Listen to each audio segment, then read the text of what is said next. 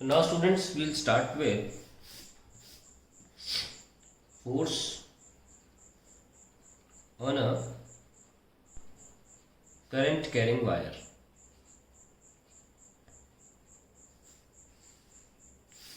That when a wire is kept in a magnetic field, it experiences force.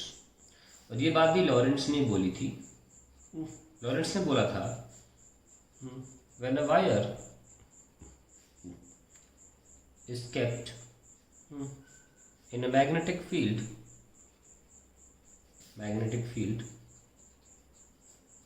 bracket open, not in direction of magnetic field,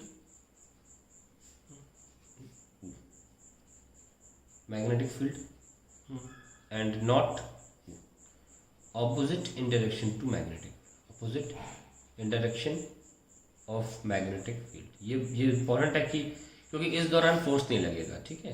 so when a wire is kept in a magnetic field, it experiences force in a direction perpendicular to both current and magnetic field. मतलब suppose मेरे पास magnetic field है,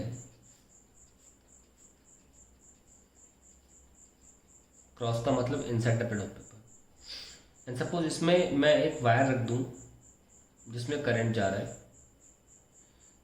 तो हमने देखा था, ये बात का ध्यान रखा कि जो वायर है वो मैग्नेटिक फील्ड की ना दिशा में है और ना उसके अपोजिट है, और किसी डायरेक्शन में रख सकते हैं आप.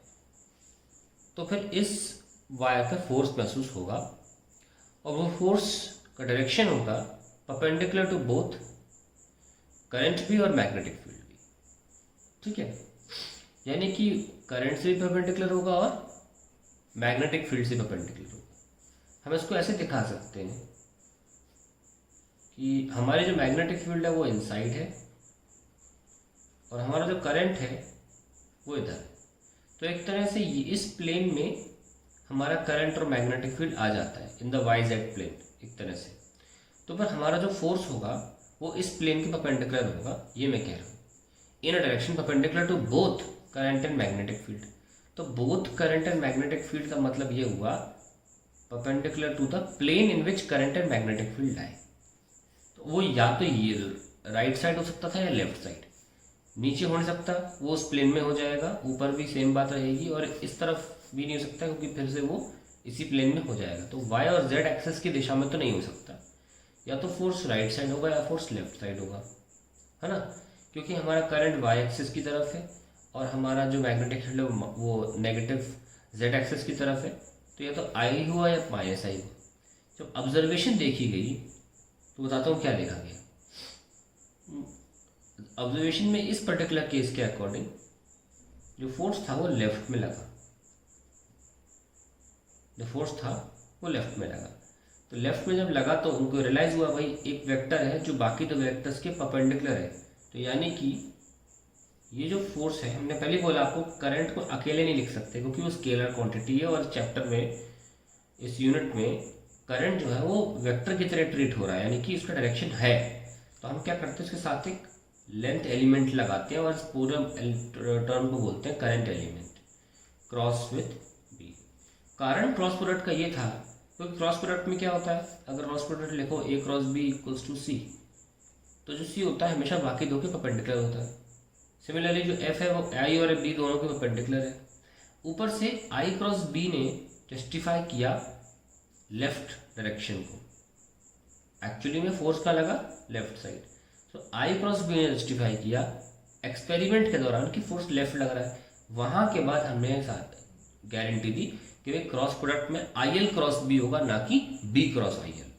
हमने आपको इस स्टैंडर्ड तरीके से, मतलब इस थ्योरेटिकल में क्यों समझाया. बहुत से स्टूडेंट्स को ये लगता है कि ऊपर से प्रकट होकर स्वर्ग से आया है कोई फॉर्मूला अगर जिसमें क्रॉस प्रोडक्ट में ए क्रॉस बी या बी क्रॉस सी है. एग्जाम्पल देना, जैसे वी होता है वेक्टर वेलोसिटी जो होती है ओमेगा क्रॉस आर होता है, आर क्रॉस ओमेगा नहीं होता. इस सब के पीछे एक एक्सपेरिमेंट इन्वॉल्व रहता है.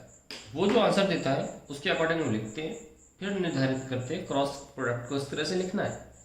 तो ऑब्जर्वेशन में देखा गया कि लेफ्ट में लग रहा था, तो हमने आई एल क्रॉस बी बोलना शुरू कर दिया।